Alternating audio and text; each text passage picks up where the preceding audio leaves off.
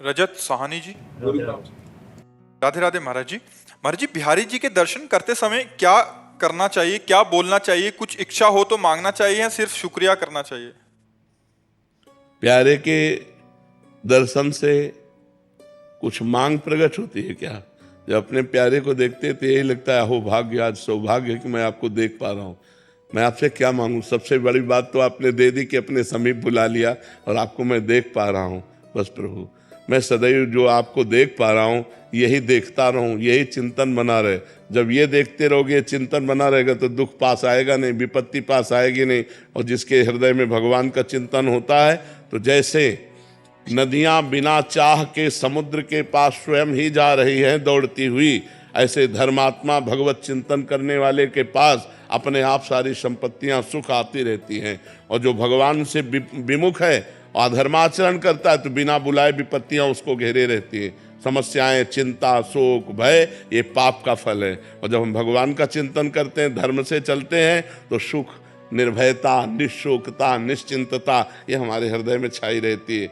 बिना बुलाए जैसे नदियां समुद्र के पास जाती है, ऐसे धर्मात्मा पुरुष के पास बिना बुलाए समस्त वैभव आ जाता है। तो बिहारी जी दर्शन करने को मिले, बिहारी जी से कहो आपके चरणों में प्रेम हो, आपका नाम स्मरण हो। प्रभु, मैं सदैव जो झांकी देख रहा हूँ ये मेरे नेत्रों में बस जाए, ऐसी कृपा करो। ऐसा ये मांगना चाहिए, ऐसी कृपा करो कि ये झांकी कभी हमारे नेत्रों से ना हटे। स्वामी जी महाराज ने एक पद में गाया है, ऐसे ही देखत रहो जन्म सफल कर मानो, प्यारे की भांति भांति के प्राण प्यारे, जुगल किशोरे जानो। ऐसे ही देखत रहो जन्म सफल करी मानो। जीवन की सफलता क्या है? ऐसे बिहारी जो आप वृंदावन बुलाते रहो, मैं बार बार आपको देखता रहूं, कुंज बिहारी ऐसा नाम जप करता रहूं। इससे बड़ा जीवन में और क्या लाभ हो सकता है? क्या मांगोगे उनसे? जो मांगोगे सब ऐसे ही होगा जैसे चक्रवर्ती सम्राट के पास कोई जाए, गरीब आदमी, और वो बोले प्रसन्न हम हुए, वरदान मांगो, तो कहेगा वरदान 1 साल भैंस का चारा और हमारे खाने पीने की व्यवस्था कर दो, क्योंकि उसकी क्षमता नहीं और मांग ले।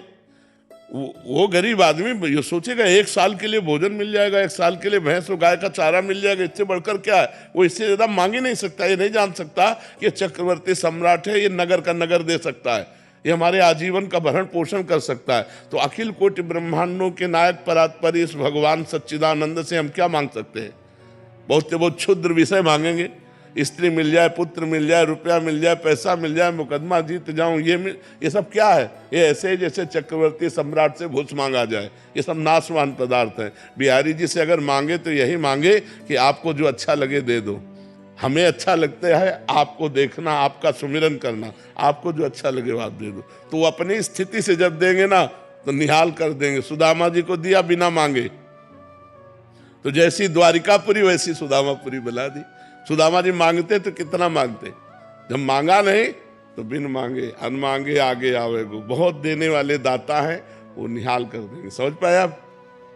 सुनीत कौशिक जी। राधे राधे। राधे राधे महाराज जी। महाराज जी, क्या ज्यादा पूजा करना भी हानिकारक होता है? हम आपके सामने बैठे हैं, जिंदगी ही पूजा है। हानिकारक है? आप क्यों आए हो? आपकी शरण में है, क्यों? हमारे में क्या है? भक्ति भाव है, पूजा है। हाँ, तो आप ये समझो, तो ज्यादा पूजा हानिकारक कैसे हो सकती है? हानिकारक पाप कर्म होता है, हानिकारक हिंसा होती है, हानिकारक बेविचार है, हानिकारक जुआ है, हानिकारक शराब है। भगवान की पूजा हानिकारक हो सकती है? कैसी बात करते हैं? कैसे कैसे कैसे ये बात कैसे मतलब दिमाग पे आई? पूजा करने से मतलब अपने ग्रह जैसे मतलब बात समस्या ये है कि कुछ लोगों के दिमाग में ऐसा बैठ जाता है कि जो ज्यादा धर्म से चलते हैं, जो ज्यादा पूजा करते हैं, वो परेशान हो जाते हैं। आप जो प्रश्न कर रहे हो मैं उसे समझ रहा हूं, उसकी धारा को। ऐसा नहीं है। पूर्व के जो पाप कर्म हैं, जैसे हमारी दोनों किडनी फेल है, बचपन से बाबा जी हूं, ये हमारे पूर्व के पाप कर्म का फल है। और ये हमारे भजन का फल है कि हमें पूरे की पूरी जनता का प्यार मिल रहा है। हम सुबह जब निकलते ना, छोटे बच्चे से लेकर सब राधा राधा राधा, तो दिखाई देता है, सबकी आंखों में प्यार दिखाई देता है। भक्ति से दुख नहीं मिलता, लेकिन जैसे हमने अभी भक्ति शुरू की, हमारे पाप कर्म का परिणाम लग गया, तो अब हमें दुख मिलेगा, क्योंकि भक्ति हमारी अभी खेती है, लेकिन पुरानी खेती में हमने बबूल बोए हैं, पाप बोए हैं, तो हमको भोगना पड़ेगा। जैसे बड़े बड़े संतों को भोगना पड़ता है। रामकृष्ण परमहंस जी के कैंसर और बड़े बड़े संतों के कष्ट देखे गए, और वो इतनी सामर्थ्य रखते हैं कि दूसरे के कैंसर को मिटा दे, दूसरे के दुख को मिटा दे, लेकिन वो अपने दुख को भोग करके भगवान की प्रसन्नता के लिए भगवान को भक्ति से कभी किसी को दुख मिल ही नहीं सकता, लेकिन भक्तों के जीवन में दुख देखा गया है। हाँ जी। बात समझना, उस दुख में भी वो सुखी रहे हैं और बड़े बड़े कष्ट उनके जीवन में आए। क्या हुआ? अब जैसे हमारा आखिरी जन्म है, अब हमें जन्म नहीं लेना, तो हमारे हजारों अनंतों जन्मों के पापों को थोड़ा थोड़ा भुगा भुगा कर, अब जब थोड़ा थोड़ा भोगेंगे तो कदम कदम पे भोगना है। अब भोगते भोगते मर जाएंगे, इसके बाद भगवान को प्राप्त हो गए, खत्म। अब तुम्हारा अनंत जन्म भटकना है। अभी बोले पापी आदमी कोई भी कष्ट नहीं हुआ, जुकाम भी नहीं हुआ, चट मर गया। देखने को मिलता है ऐसा कि पापी आदमी हंसते नाचते मर गया, और संत बने हैं, पूरा जीवन भजन करो, महीनों सड़ना पड़ा। क्यों? क्योंकि इनके अनंत जन्मों का हिसाब होकर अभी भगवान को प्राप्त होंगे और उनको भटकना पड़ेगा, अभी हजारों जन्म भटकना पड़े। भक्ति से कभी किसी को परेशानी हो ही नहीं सकती। भक्ति कभी दुख, भगवान भला मंगल भवन है, उनका भजन उनकी पूजा किसी को दुख दे सकती? उनकी पूजा तो दुखों का निवारण करती है, ये बात पक्की समझ लीजिए। श्री राधे। महाराज जी ये आपका सत्संग सुनते हैं और एक दुख से बाहर निकले हैं उसी सत्संग। महाराज जी इनकी 17 वर्षीय बेटी थी, 2.5 साल पहले अपने स्कूल के बच्चों की मारपीट की वीडियो अपने पिताजी के फोन से लेकर अपनी एक सहेली को भेज दी। उसके बाद वो वीडियो वायरल हो गई। इस कारण उसके पिताजी ने उसे डांटते हुए कुछ कड़वे वचन बोले। 3 दिन तक दोनों एक दूसरे से बोले नहीं और वो इतनी कठोरता सह नहीं पाई और उसने आत्महत्या कर ली। महाराज जी इस आत्महत्या के दोषी हम हैं या उसके और उसके हमारे प्रारब्धवश हैं? हम प्रायश्चित क्या करें? ये मूर्खता है, मूर्खता है, इसमें दोष की बात नहीं, इसमें मूर्खता है। क्या है? पापा है, 3 दिन नहीं बोल रहे, चौथे दिन बोलेंगे, 5वें दिन बोलेंगे। हमको अपनी तरफ से सॉरी बोलना चाहिए। मान लो हमारे पिता हैं तो हमें आप कर लेने से कोई निदान हो गया क्या? प्रेत योनि मिलेगी जा करके, भूत प्रेत की योनि मिलेगी। उसका हमें लगता है कि अगर आप लोग कर सको तो 1 सप्ताह की भागवत उसके लिए करवा लो, हो गए। हाँ तो बढ़िया है, लेकिन दोष उसी जीवात्मा का है जो स्वयं कर रहा है। अगर हम उसको प्रेरित करें और फिर वो आत्मा करे तो वो बात होती है। अब अपने आप विचार करके, बच्चे हैं, अब वो हमें लगता है कि बच्चों को प्रोत्साहन देना चाहिए और ऐसी परिस्थिति ना प्रकट की जाए। माता पिता को भी चाहिए कि बच्चों से फ्रेंडवत, मित्रवत व्यवहार करें, जिससे वो उनके जो अंदर छुपी हुई भय या छुपा हुआ संकोच या छुपा हुआ अपने को मारने की बातें वो सब निकल जाएं। अब बच्चों को थोड़ा मित्रवत व्यवहार करना चाहिए, ऐसा भय नहीं दिखाना चाहिए कि अगर बाहर मान लो गलती भी हो गई कोई, तो घर में आके अपनी मम्मी से बात कर ले, अपने पापा से बात कर ले। पापा को चाहिए कि मित्रवत व्यवहार करे। जब बच्चा सयाना हो जाए तो दोस्त की तरह व्यवहार करना चाहिए, कभी पास बैठ करके प्यार से बात करना चाहिए, क्या चल रहा है, मतलब एक दोस्त की तरह, डराना नहीं चाहिए। देखो कोई भी गलती करना, हम तुम्हारे दोस्त की तरह तुम्हारा हित चाहते हैं, तो हमें बता देना। ऐसा व्यवहार नहीं करना चाहिए। बच्चे गलत करके मान लो गलत हो गया, अब उनको ये भय कि पापा जान जाएंगे और उधर दूसरा ब्लैकमेल कर रहा है, तो सोचते हैं इससे अच्छा कर लो, इससे अच्छा कर लो। तो हमें लगता है ऐसी परिस्थितियां हम अपने बच्चों के सामने ना आने दें। अच्छा है, क्योंकि बच्चे तो नादान होते ही हैं, उनकी नादानी में बात हो जाती है, उनको ज्ञान नहीं, आत्मा इतना बहुत बुरा पाप है। जीवन की पहली गलती की। हाँ बिल्कुल बिल्कुल बिल्कुल, हाँ वही तो कह रहे हूँ।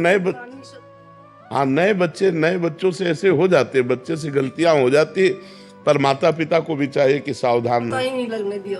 हाँ राधे राधे। महाराज जी आप कह रहे हैं कि पिछले 2 साल से सत्संग कीर्तन सुन रहे हैं, महादेव की भक्ति पिछले 10 साल से कर रहे हैं, अभी राधा नाम। महाराज जी कह रहे हैं कि ये मेडिकल लाइन में हैं और पिछले 5 साल से ड्रिंक की लत लग गई और अभी छोड़ नहीं पा रहे महाराज जी ड्रिंक। हाँ तो ठीक नहीं है। कह रहे कि पर प्रभु को पाना चाहती हूँ। नहीं, गलत बात है, गलत, बिल्कुल गलत बात है, बिल्कुल गलत बात है। आप रोज बताओ कि मैं रोज गंगा नहा के आती हूँ, लेकिन ये भी बात तो समझो गटर में रोज डुबकी लगा रहे हो। ये जो मद्यपान है ये हमारे शास्त्र विरुद्ध है। 5 में कलयुग का वास है और महापाप बताया गया है। पर स्त्री गमन, मदिरापान, द्वितखीड़ा, हिंसा और जुआ, किसी की हत्या कर देना, हत्या करने वाला या जुआ खेलने वाला या पराई स्त्री से भोग करने वाला या मांस खाने वाला या शराब पीने वाला, ये सब, ये कभी भगवत प्राप्ति की बात ही नहीं हो सकती। ये तो पहले गंदी बात छोड़ो ना, अगर भगवत प्राप्ति चाहते तो गंदी बात छोड़ो। ये क्या मनमानी आचरण, ये क्या है? एक बार अपने ऊपर घृणा तो पैदा करो कि आप कितना गलत कर रहे हैं। जब तक उसे दोष दृष्टि नहीं मानोगी तब तक तो चलता रहेगा ना। कैसी कैसी कैसी गंदी आदतें पाल ली हैं।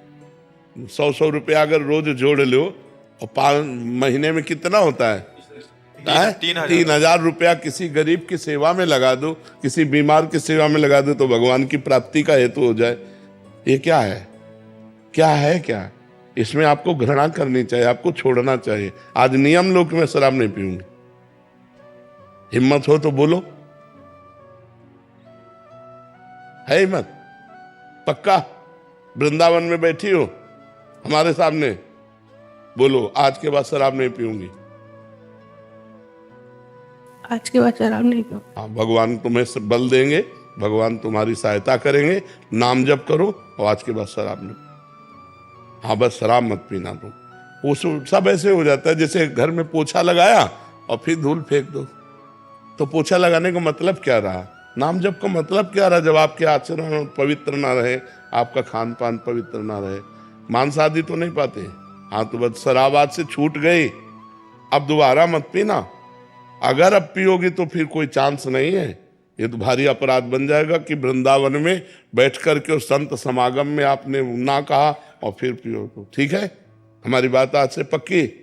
हाँ पक्की, ठीक है, बहुत सुंदर। और वो नाम जब तो करती, आराधना तो करती, ये गंदी बात छूट जाएगी तो आप परम पवित्र हो जाएंगे। बहुत सुंदर जी। नंदिनी जी दिल्ली से। राधे राधे महाराज जी। महाराज जी, हमें कैसे पता चले कि भगवान हमारे से प्रसन्न है? क्योंकि संसार में रह कर कोई ना कोई गलती तो बन ही जाती है महाराज जी। जब निरंतर भगवान का स्मरण हो, शास्त्र विरुद्ध आचरण न हो, कोई पापाचरण न हो और संत समागम मिलता रहे तो जान लेना चाहिए हमारे ऊपर भगवान बहुत प्रसन्न है। अब मोहि भाव भरोस हनुमंता, बिनु हरि कृपा मिले नहीं संता। संत समागम मिलता रहे, पापाचरण का त्याग हो, निरंतर भगवान के स्मरण का, नाम जप का अभ्यास हो तो भगवान हम पर प्रसन्न है। ये रुपया पैसा मिलना, नाना प्रकार की भोग सामग्री मिलना, नाना प्रकार का वैभव मिल जाना, ये पुण्यों का फल है, भगवान की कृपा का फल नहीं। सुतदारा धन लक्ष्मी पापियों के घर होए, संत समागम हरि कथा तुलसी दुर्लभ दोए। यदि संत समागम मिल रही, भगवान की कथा में रुचि हो रही, भगवान के नाम जप में रुचि हो रही है तो हमारे ऊपर भगवान की कृपा है, भगवान हम पर प्रसन्न है। इसके अलावा हम भगवान की ओर प्रसन्नता को नहीं मानते।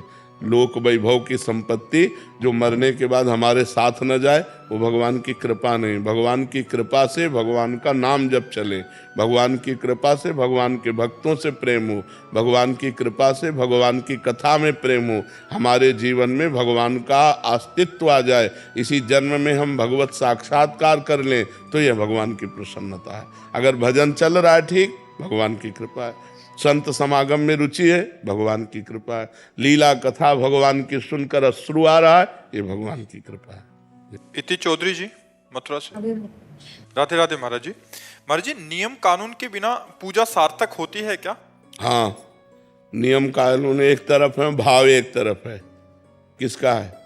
हाँ, भाव एक तरफ है। अगर भाव में भर करके नियम कानून का खंडन भी होता है तो उससे कोई फर्क नहीं पड़ता। जैसे श्री कर्माबाई थी, उन्होंने विचार किया कि जगन्नाथ जी को दिन में तो खूब भोग लगता है, लेकिन जब रात में पट बंद हो जाते हैं तो उनको फिर उनको भूख लगती होगी। उन्होंने अपने भाव से विचारा तो 3 बजे तड़के उठकर बिना नहाए धोए सबसे पहले खिचड़ी बनाई और जगन्नाथ जी को रो के पुकारती तो जगन्नाथ जी आने लगे, उनकी गोद में बैठ जाते और वो पूरी खिचड़ी पवाते। एक दिन 7 बजे लगभग सुबह स्नान करने जा रही थी तो एक संत भगवान मिल गए जो नियम कानून को जानने वाले थे और नियम से चलते थे। उनका कर्मा भाई स्नान करने जा रहे हो? बोले हाँ। बोले क्यों, किस प्रकार की तुम भक्त हो कि सूर्य उदय हो गया अब स्नान करने जा रहे हो? अरे भक्त तो तड़के स्नान करते हैं, तो उनका तड़के तुम ठाकुर जी का भोग बनाती है। अरे राम राम, कितना बड़ा अपराध करती हो, बिना स्नान किए बिना पवित्र हुए भोग बना के ठाकुर जी को, ये तो अपराध है। अब उन्होंने दूसरे दिन पहले स्नान और सब दिनचर्या की और भोग बनाया और बुलाया, तो जे ही एक कवल पवाया सो वहां पर्दा मंदिर का हटने को, ठाकुर जी अंतर ध्यान हो गए, चले गए। अब वहां खिचड़ी मुंह में लगी थी, एक कवल केवल। तो जगन्नाथ जी के पार्षदों ने पूछा कि जय जय, अभी तो भोग पधराया नहीं, ये मुख में भोग कैसे? अरे बोले कर्माबाई और नियम वाले के चक्कर में पड़ गई है, तो एक ही कवल में कर्माबाई से कह दो मैं नियमों से प्रसन्न नहीं होता, मैं प्रेम से प्रसन्न होता हूँ, मैं प्रेम से अधीन होता हूँ। तो जब कभी भाव से भक्त पवाता है तो भगवान पाते हैं, नियमों के अनुसार नहीं। नियमावली तो प्रेम प्राप्ति के लिए है और प्रेम को भगवान स्वीकार करते हैं। भाव का भूखा हूं मैं, ना कि नियम का भूखा हूं मैं। भगवान ने क्या कहा? भाव का भूखा हूं मैं और भाव ही एक सार है, भाव से मुझको बजे तो भाव से बेड़ा पार है। भाव बिन सुनी पुकारे मैं कभी सुनता नहीं, भाव पूरित टेर ही करती मुझे लाचार है। भगवान को लाचार कर दे वो भाव, तो भाव की प्राप्ति होती है जब संयम नियम पूर्वक भजन करता चला जाए। लेकिन सेवा में प्रधानता भाव की होनी चाहिए, नियम की नहीं। इसके बाद ये चढ़ना, इसके बाद ये चढ़ना, एक नियम की तरह पूरा हो गया, भाव तुम्हारा बना नहीं। अगर खूब उत्साह है अंदर, जैसे अपने छोटे लाडले बच्चे को पवाना है, रोटी दाल सब्जी खीर पुआ जो भी बनाए और बड़े भाव से गए, तो भगवान उसे प्राप्त पाते हैं। बोले भगवान कहते हैं पत्रम पुष्पम फलम तोयम ये में भक्ता प्रेक्षति। एक चुल्लू जल, एक तुलसी दल, एक फल या एक फूल भाव से मुझे समर्पित कर दिया जाए तो मैं उसे खा लेता हूँ। भाव ही प्रधान है, नियम के द्वारा भाव की पूर्ति होती है। अगर भाव नहीं है तो नियम का कोई महत्व नहीं है। अनिरुद्ध शर्मा जी। राधे राधे। राधे राधे महाराज जी। महाराज जी, पहले के कुछ सालों में मैंने बहुत पाप किए, पार्टीज में जाना, गलत लोगों के साथ बैठना। हाँ, कुसंग से गलतियां हो जाती। उस जीवन में खुश भी था, लेकिन एक महाराज जी कह रहे हैं कि कुंभ में गए रिसेंट, तो वहाँ साधुओं संतों का आचार्यों का संग हुआ, तो इनको फिर ये सब अभी रुच नहीं रहा। और महाराज जी, क्या मुझे पहले पाप का भोगना पड़ेगा या कोई मार्ग है जिससे मेरे पहले उन पापों से? सर्वधर्मान परित्यज्य मामेकम शरणम ब्रज अहम त्वाम सर्व पापेभ्यो मोक्षयिष्यामि मा शुचा। भगवान कह रहे मेरी शरण में आ जाओ। शरण में जाने का मतलब है अब लो नशानी, अब ना नशे हो, आज तक जो गलती किया अब आगे नहीं करूंगा। हे हरि मैं आपकी शरण में हूँ। निरंतर नाम जपने का अभ्यास करो। नाम संकीर्तनम यस्य सर्व पाप प्रणाशनम। भगवान का नाम कीर्तन समस्त पापों का नाश कर देता है। खूब नाम जप करो, राधा राधा राधा कृष्ण कृष्ण राम हरि, जो नाम प्रिय हो, और भगवान की शरण में रहो। शास्त्रों का स्वाध्याय करो, संतों का संग करो, गंदे आचरण का त्याग करो, सब पाप नष्ट हो जाएंगे। तो पाप में इतनी सामर्थ्य नहीं है, पाप में इतनी सामर्थ्य नहीं जितनी सामर्थ्य भगवान के नाम में है। तो हम नाम का आश्रय ले लें, खूब नाम जप करें भगवान का। गौरव सिंगल जी। राधे राधे महाराज जी। महाराज जी, मेरा प्रश्न है कि हम ऐसी कौन सी पूजा करें जिससे आपका स्वास्थ्य उत्तम रहे? आपकी सद्भावना है, आप वैसे हम स्वस्थ रहते हैं। ये अंदर का केवल भोग का विधान है, कहा हम स्वस्थ नहीं। अगर हमारा मन प्रसन्न है ना, और शरीर में पीड़ा, तो कोई फर्क की बात नहीं रहती। और अगर शरीर स्वस्थ है और मन पीड़ा में, डिप्रेशन में, तो पीड़ा ही पीड़ा है। हमारा मन प्रसन्न रहता है। आप सबके आशीर्वाद से, श्री जी की कृपा से हमारे मन की स्थिति लाडली जू में रहती, इसलिए हम हर समय प्रसन्न रहते हैं। आपसे हंस रहे हैं, आपसे बात कर रहे हैं, भला कोई पीड़ा युक्त आदमी ऐसे बात करेगा? तो ये कृपा है। और हम चाहते हैं कि सब लोग भजन करो और ऐसी स्थिति प्राप्त करो कि बड़े से बड़े दुख को रौंद करके मुस्कुराते हुए निकल जाओ। भजन के द्वारा ये हो सकता है, रुपया के द्वारा नहीं हो सकता। ये हर किसी परिस्थिति में हम दुख में मुस्कुराएं, ये केवल भगवान के बल से हो सकता है, और दूसरी परिस्थिति में। तो आपका ये जो सद्भाव है, यही हमको आगे बढ़ा रहा है, हमको दुख से बचा रहा है। आप लोगों की सद्भावना, और कुछ करने की जरूरत नहीं। ये जो आप सद्भावना कर रहे हो ना कि आप स्वस्थ रहो, आप सुखी रहो, यही सद्भावना हमको स्वस्थ रख रही, सुखी रख रही। बकाया अब तो जब तक प्राण नहीं जाएंगे तब तक वो भोगना पड़ेगा। क्योंकि किडनी फेल हो चुकी है। सब ब्रजवासियों का आशीर्वाद, संतों का आशीर्वाद, आप सबका प्यार ही हमको सुरक्षित किए हुए। चिंता मत करो, जब तक जिएंगे तो दहाड़ते रहेंगे, जब जाएंगे तो श्री जी के पास दहाड़ेंगे। जी। धर्मदास जी अयोध्या जी से। जय श्री राम। सीताराम महाराज जी, आपके चरणों में कोटि कोटि प्रणाम। महाराज जी, देहाभिमान की निवृत्ति कैसे हो? सदगुरु के चरण आश्रय से, किसी साधन से नहीं। क्योंकि जिस साधन का हम आश्रय लेते हैं उसमें कर्तृत्व भाव बना रहता है। अहंकार विमूढ़ आत्मा कर्ता हमिति मन्यते, उसमें अहम पुष्ट होता रहता है। और जब हम गुरु चरण आश्रित रहते हैं तो गुरुदेव भगवान की कृपा से 20 साल से मौन है। गुरुदेव भगवान की कृपा, उनकी आज्ञा पर रहने से अहंकार का नाश हो जाता है। तिनकी संगति रहत जाति कुल मद सब नंसई, संतत सेवक सदा भजत जे श्री हरिवंशई।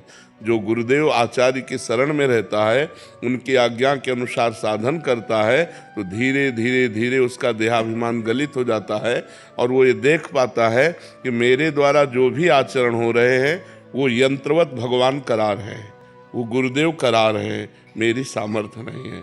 जो गुरुदेव की चरण पंकज पराग का रज का सेवन करता है वो बहुत बड़भागी देहाभिमानी रहित हो जाता है। जे गुरु चरण रेणु अनुरागी ते लोकहु वेदहु बड़भागी। जे गुरु चरण रेणु सिर धरहि ते जन सकल विभव बस करहि।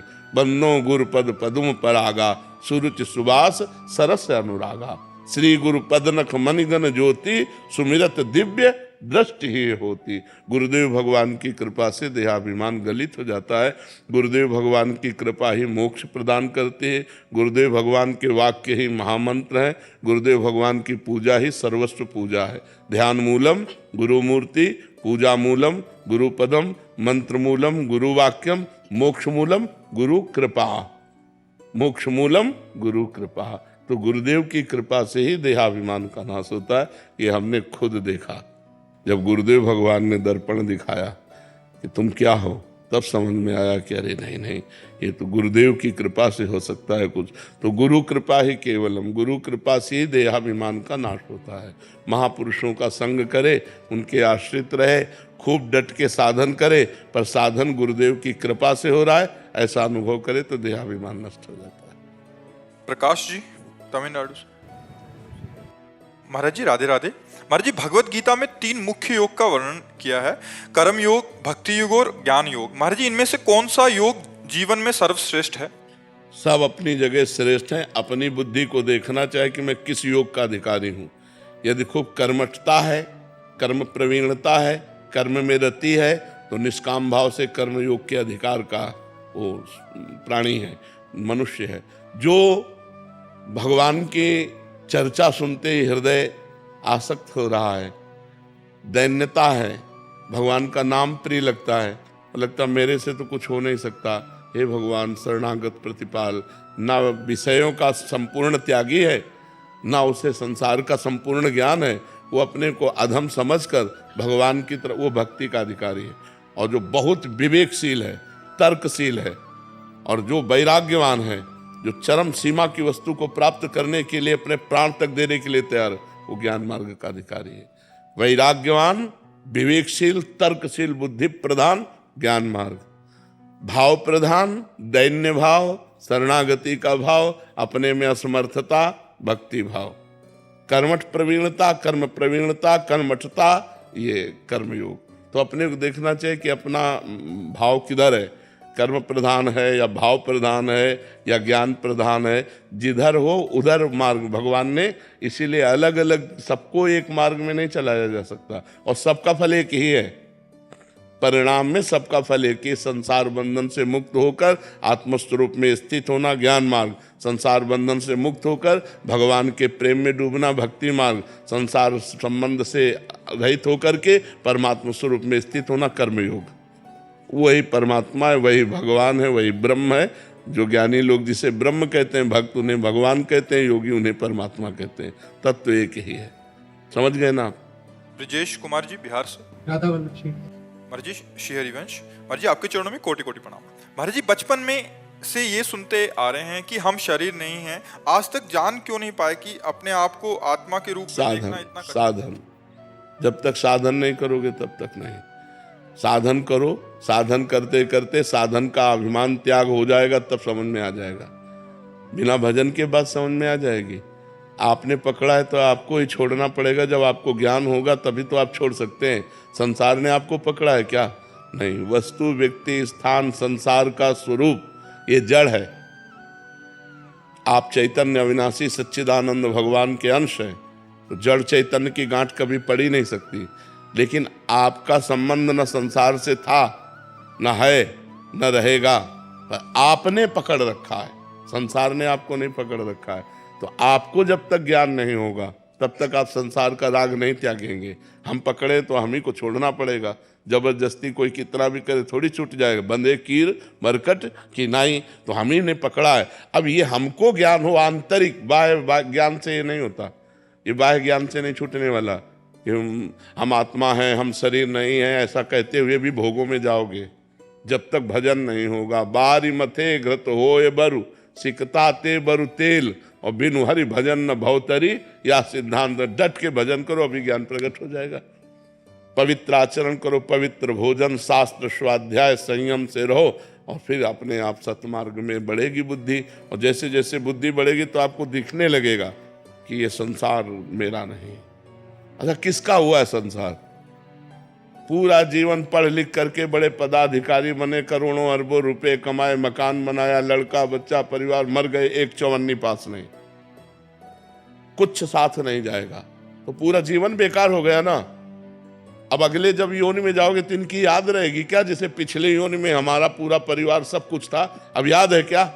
नया फिर दुकान मकान, फिर ये कब तक चलता रहेगा? अनंत जन्म हो गए यही करते हुए। ये ज्ञान होता है जब भजन करता है जी, तब अरे ये मेरे नहीं है, मैं तो भगवान का हूं, मैं परमात्मा स्वरूप हूं। ये बिना भजन के थोड़ी ज्ञान आ जाएगा। पूरा जीवन बर्बाद कर रहे लोग, खूब पूरा जीवन पढ़ाई में लगा दिया, खूब कमाई में लगा दिया, बुढ़ापा आ गया, भोग भोग करके इंद्रियां शिथिल हो गई, मर गए, हाथ कुछ नहीं लगा। जब यहां से गए तो वही पाप की गठरी और पुण्य जो हाथ लगा, कुछ नहीं। भजन तो किया नहीं। अगर भजन किया तो वही साथ जाएगा, अन्यथा यहाँ पे कुछ। और सब जानते हैं, और जान करके सब अनजान बने हुए। सब उनको लगता है वो मरा, मैं थोड़ी मरूंगा। उनको लगता है उसका छूटा, मेरा थोड़ी छूटेगा, मेरा तो सब मेरे साथ जाएगा। ये जीव का अज्ञान भगवान से विमुख करके दुर्गति कराता रहता है। निपुण जी दिल्ली से। महाराज जी, आपके चरणों में कोटि कोटि प्रणाम। महाराज जी, प्रेम भाव भक्ति या शास्त्र अनुसार भक्ति में किससे ज्यादा अपनापन आएगा? बिना शास्त्र अनुसार भक्ति किए प्रेम भाव प्रकट ही नहीं होता। तस्मात् शास्त्रम प्रमाणम ते कार्य कार्य व्यवस्थित। वो दो भाग नहीं है। प्रथम सीढ़ी है, शास्त्र के अनुसार चलो, कर्म करो, शास्त्र के अनुसार हर कर्म करके भगवान को समर्पित करो, नाम जपो, भगवान की लीला कथा सुनो, भगवान का स्मरण करो, भगवान नाम कीर्तन करो। इसी भक्ति से प्रेम योग आ जाएगा। प्रेम ऐसे थोड़ी प्रकट हो जाता है। साधन भक्ति करते करते फिर अनुराग भगवान से प्रकट हो जाता है। जब बहुत समय तक कथा सुने, भगवान नाम कीर्तन करे, शास्त्र मर्यादा के अनुसार चले, तो जब नव लक्षण भक्ति कराहें तब तीन प्रेम लक्षणा पाहें। नवधा भक्ति का अनुष्ठान करते करते प्रेम लक्षणा भक्ति जागृत हो जाती है। प्रेम लक्षणा स्वयं थोड़ी होती है। भजन न सेनी प्रेम की, प्रेम रूपी ऊंचाई पर चलने के लिए खूब भजन करना पड़ेगा। और भजन न होई संग बिनु, भजन बिना नहीं प्रेम, छिन्हू भजन छाड़िए धरिए या ध्रुनेम। बिना भजनानंदी महात्माओं के संग के भजन नहीं होता, बिना भजन के प्रेम नहीं होता। तो तस्मात् शास्त्रम प्रमाणम ते कार्य कार्य व्यवस्थित हो। कार्य और अकार्य की व्यवस्था शास्त्र में जो की गई है उसके अनुसार चला जाए, और नाम जप किया जाए, कीर्तन किया जाए, भगवत कथा सुनी जाए, भगवत सेवा की जाए, परोपकार किया जाए, तो हमारे अंदर प्रेम लक्षणा भक्ति जागृत हो जाएगी। प्रेम कोई अलग से थोड़ी आता है। और जो हमारे अंदर प्रेम है वही प्रेम समेट करके प्रभु के चरणों में समर्पित करना है। माता में, पिता में, भाई में, बंधु में, रुपया में, मकान में, संसार में, जहाँ जहाँ हमारी ममता है, सबकी ममता ताग बटोरी, मम पद मनहि बांधि बर डोरी। भगवान के चरणों में सबकी ममता को समेट करके समर्पित कर दो। खूब नाम जप करो, खूब कीर्तन करो, देखो भगवान से प्रेम हो जाएगा। समझ पा रहे हैं आप? तो ये नहीं कि शास्त्र भक्ति अलग है और प्रेम भक्ति अलग है। शास्त्र भक्ति के अनुसार चलने पर ही प्रेम भक्ति का प्रादुर्भाव होता है। बिंदा देवी जी बिहार से। राधे राधे महाराज जी। महाराज जी, आप कह रहे हैं कि नाम जप करते हैं तो मन इधर उधर जाता है, पर सत्संग प्रवचन लीला श्रवण इत्यादि करते हैं तो उसमें रुचि आ जाती है। तो महाराज जी नाम पर आपको बताएं, सत्संग और लीला श्रवण से भक्ति बढ़ती है, पर मन निर्मल होता नाम जप से है। इसलिए सबसे कठिन काम नाम जप है। जहाँ नाम जप में मन लगाओगे, आप ऐसे कीर्तन सुनो, भजन सुनो या और कुछ करो, मन देखो, मन राजी होने की बात तो देखो, 3 घंटे फिल्म तुम्हारे मन के अनुसार लगी हो तो 1 मिनट का ही नहीं जाएगा। तो उससे मन की निर्मलता थोड़ी हो जाती है। मन राजी होने की खास बात नहीं है, मन को निर्मल करना खास बात। तो नाम है मन को डिलीट करता है। जैसे हम नाम जब शुरू करते हैं तो जे भी मन में जितने भी मैसेज भरे अनंत जन्मों के, और वो निकलना शुरू होते हैं, काम क्रोध के, भूत भविष्य के, तो वो सब निर्मल होते हैं। इसलिए नाम जप अत्यंत आवश्यक है। अंदर ही अंदर, अंदर अंदर नाम जप करो, मन लगे ना लगे। भाव कुभाव अनखालसहु, नाम जपत मंगल दिश दसहु। चाहे भाव से, चाहे कुभाव से, चाहे आलस्य से, चाहे जैसे भी नाम जप करे, नाम जपने से 10 दिशाओं में उसका मंगल होता है। मन निर्मल होता है भजन करने से। जितना भजन करोगे उतना ही मन निर्मल होगा। और मन निर्मल होकर जब कथा सुनो तो आंसू आने लगेंगे, भगवान के प्रति भाव बढ़ने लगेगा। तो हमें लगता है थोड़ी देर कथा सुने, थोड़ी देर कीर्तन करे, पर अधिक देर नाम जप करे। नाम जप अत्यंत आवश्यक। बिना नाम जप के तो हमें लगता है मन भगवान में लगेगा ही नहीं। नाम जप जरूर करना चाहिए। कथा वार्ता सुनने में मन लग रहा है, ठीक है, लेकिन मन निर्मल विशुद्ध होगा वो नाम जप करने से। भगवान की कथा से भी निर्मल होता है, भगवान की लीला कथा का पाठ करने से भी निर्मल होता है, लेकिन नाम जप अत्यंत आवश्यक। नाम जप बिल्कुल मन को निर्मल कर देता है। मन की हर बातों को डिलीट करके निर्मल मन भगवान की प्राप्ति का हेतु होता है। इसलिए नाम जप जरूर करना चाहिए। ये नहीं कि हम केवल मोबाइल से सत्संग सुन लिया तो हो गया, नहीं, सत्संग का फल है नाम जप। साधन को हरि भजन है, कै सत्संग सहाय। सत्संग सहायता करेगा, लेकिन मुख्य जो बात है वो भजन है। इसीलिए भजन के बिना विनिश्चितम बदामिते नान्यथा वचांश में हरिम भजनते नरा भव सागर तरंतिते। जो भगवान का नाम जप करते हो निश्चित भव सागर से तर जाते हैं। तो नाम जप जरूर करना चाहिए। संजय गोपाल जी बुलंदशहर से। राधे राधे। राधे राधे महाराज जी। महाराज जी ये कह रहे हैं कि ये जागरण कीर्तन सुंदरकांड प्रोफेशनली करते हैं, तो महाराज जी कह रहे हैं कि क्या उतना ही पुण्य फल मिलता है जितना अन्य पूजा पाठ करने वालों को मिलता है? अगर रुपया लेते हो तो फिर नहीं मिलेगा, नहीं, बिल्कुल पाई भर पुण्य नहीं मिलेगा, क्योंकि आप उसे बेचते हैं ना। खुली बात समझिए, हम आपसे कह रहे हैं कि हम 1 घंटे सुंदरकांड का पाठ करेंगे, आप 100 रुपया दें, 100 रुपया में हमने बेच दिया। अब वो पाठ का हमें फल नहीं मिलेगा, उसको फल मिलेगा जिसने हमें 100 रुपया दिया है। अब पर्सनल आप अगर बैठ करके पाठ करते, हनुमान जी को सुनाते, तो वो आपका होगा। लेकिन आप रात भर देवी जागरण किए और 5000 रुपया ले आए, तो 5000 में आपने अपने देवी जागरण को बेच दिया, वो आपको पुण्य फल नहीं मिलने वाला। क्योंकि जिसने करवाया है और जो 5000 रुपया दे रहा है, तो रात भर इसी बात के तो 5000 दे रहा है कि आप कीर्तन कीजिए, आप गाइए, इसी बात के 5000 आप ले रहे हैं, तो वो आपका पुण्य नहीं होगा। समझ पा रहे आप? इसलिए पर्सनल भी कीजिएगा, ये तो कीजिएगा ही, लेकिन अपने घर में भी एकांत में बैठ करके सुंदरकांड का पाठ कीजिएगा, थोड़ी देर नाम जप कीजिएगा, जो आपका पर्सनल होगा। समझ पा रहे हैं आप? करिए, जरूर करिए। जीवन की सार्थकता है, अपना भी तो कुछ पुण्य होना चाहिए, अपना भी तो लाभ होना चाहिए। नरेश गोयल जी कोलकाता से। महाराज जी आपके चरणों में कोटि कोटि प्रणाम। महाराज जी पिछले 23 वर्षों से एक ज्ञान मार्गी उससे जुड़ा था। पिछले कुछ वर्षों से नए लोगों को अध्यात्म में जोड़ने के लिए भगवत गीता एवं ग्रंथों की कक्षाएं चलाई। सबसे पहली बात यह है कि हम लोग वस्तु को प्राप्त नहीं कर पाते और दूसरों को उपदेश करने लगते हैं। क्या आपको ब्रह्म बोध हो गया? क्या आपको भगवत साक्षात्कार हो गया? मरोगे तो तुम्हारे पास कौन सी अनुभूति है? फायदा क्या? तो दूसरों को क्या दे दोगे जब आपके पास ही नहीं है? हमारी बात समझना। मतलब हम एक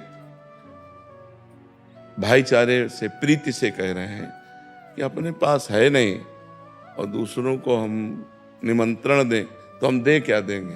बोलो क्या दे दोगे आप? गीता का क्या अनुभव है आपको? आप विचार करके देखो, उपनिषदों का क्या अनुभव? तो हमारा जीवन सार्थक तब होगा जब हम अनुभूति कर लें, हम भगवत साक्षात्कार कर लें, हम ब्रह्मानुभूति में, हम इंद्रिय विजयी हो जाए। श्रद्धावान लभते ज्ञानम तत्परा संयतेन्द्रिया ज्ञानम लब्ध्वा पराम शांति मचिरेणाधिगच्छति। अब दूसरों को लुटाओ जो आपके पास खजाना आ गया है। तो पहले श्रद्धावान, शास्त्रों का स्वाध्याय, संतों का संग, और जो जाना उसको अपने जीवन में उतारा। तत्परा संयतेन्द्रिया, अपनी इंद्रियों को काबू में किया और उस पर परायण हुए, तब जो बोध होगा, ज्ञानम लब्ध्वा परम शांति मचिरेणाधिगच्छति, वो परम शांति का। तो मुझे लगता है कि ऐसे आप ही नहीं, लाखों लोग भूल कर रहे हैं। अपनी जानकारी को अपनी अनुभूति में ना बदल करके दूसरों को, ना दूसरों का कल्याण हुआ ना आपका कल्याण हुआ। जब उपदेष्टा का कल्याण नहीं हो पाया तो उपदेश जिनको दिया जा रहा है उनका कल्याण कैसे हो जाएगा? और अनुभूति करना कोई दाल भात है नहीं, पूरा जीवन लग जाता है इंद्रियों को संभालते संभालते, भगवान के चिंतन में पूरा जीवन अर्पित करके। और जिनको अनुभूति हो गई वो एक बार बोल दें तो तुम्हारे दिमाग में बात चढ़ जाएगी और आपको वही रंग में रंग देगी। जो भगवत प्राप्त महापुरुष है ना, वो जो बोल देना वही तुम्हारे अंदर रंग चढ़ जाएगा, बदलेगा नहीं, वही दिमाग में छाया रहेगा। तो हमें लगता है पहले हमको अनुभूति करनी चाहिए, भगवत अनुभूति हो जाए। तो कितने सुंदर सुंदर गीता के उपदेश हैं, एक श्लोक जीवन में आ जाए तो सिद्ध महापुरुष बन जाए। अनन्य चेता सततम यो माम स्मृति नित्य सा, जो अनन्य चिंतन। अब अनन्य चिंतन होता है? नहीं होता। कि गीता का जब तक हमने साक्षात्कार नहीं किया तो हम उसके विषय में आपको बता क्या सकते हैं? मतलब मैं देखो, शब्द पढ़ करके शब्द सुना देना या विद्वता होने पर उसकी व्याख्या कर लेना, ये गीता का साक्षात्कार नहीं है। गीता का साक्षात्कार है ब्रह्मानुभूति, स्वरूप बोध, और उसके लिए बहुत। तो हमें लगता है कि बंधन से हम छूटे नहीं, तो हम दूसरे को बंधन से कैसे मुक्त कर सकते हैं? जब आपको कला ही नहीं आती बंधन से छोड़ने की, क्योंकि स्वयं नहीं छूटे, तो आप दूसरों को कैसे छुड़ा सकते हैं? फिर वो एक मजाक होगा ना। तो हमें लगता है कि आप अपने जीवन को पहले गीता का साक्षात्कार करने में लगाइए, साधना में बैठिए, तन्मयता कीजिए, और जो सेवा मिली है इसको एक सेवा मान लीजिए। हाँ, सेवा मान कर कीजिए, लेकिन ये मत मान लीजिए कि आप गीता के उपदेष्टा हैं। गीता की अनुभूति, हजारों लोग टीका कर रहे हैं, गीता जी की हजारों लोग टीका कर रहे हैं, लेकिन बिना श्री कृष्ण साक्षात्कार किए, बिना ब्रह्मा अनुभूति किए, मुझे लगता है गीता का रहस्य नहीं समझो। भगवान की वाणी है। हाँ, जो शब्द लिखे पढ़ के तुम बोल दो वो बात अलग है। ऐसा अनुभूति हो करके बात करना, ठीक है महाराज जी। वो एक्चुअली क्या है कि हमारे यहाँ दीक्षा की कोई पद्धति नहीं है, तो कुछ वर्षों से मैं अपने जो इष्ट जिनको मुझे बहुत प्रिय हैं उनके बीज मंत्र का जाप खुद ही कर रहा हूँ, और नाम जाप आपके बोलने से शुरू कर दिया। तो ये क्या सार्थक हो? दीक्षा के बिना भी हो जाएगा क्या? अब मान लो आपने जहां से मंत्र लिया है, बीज मंत्र बस अपने मन से ही। वैसे देखो, अर्जुन जी भगवान के मित्र थे, सब बातचीत होती थी, लेकिन गीता जी भगवान ने उपदेश नहीं किया कभी। जब अर्जुन जी ने कहा कार्पण्य दोषो प्रहत स्वभावा प्रच्छामि त्वाम धर्म सम्मूढ़ चेता, मैं कायरता रूपी दोष से युक्त हो गया हूँ, मेरी बुद्धि मूढ़ हो गई है, मेरा परम श्रेय कल्याण किसमें है? भगवान नहीं बोले, तब बोले शिष्यस्ते हम साधिमाम त्वाम प्रपन्नम, मैं आपका शिष्य हूँ और आपकी शरण में हूँ। दोनों बातें, आपका शिष्य हूँ और आपकी ही शरण में हूँ।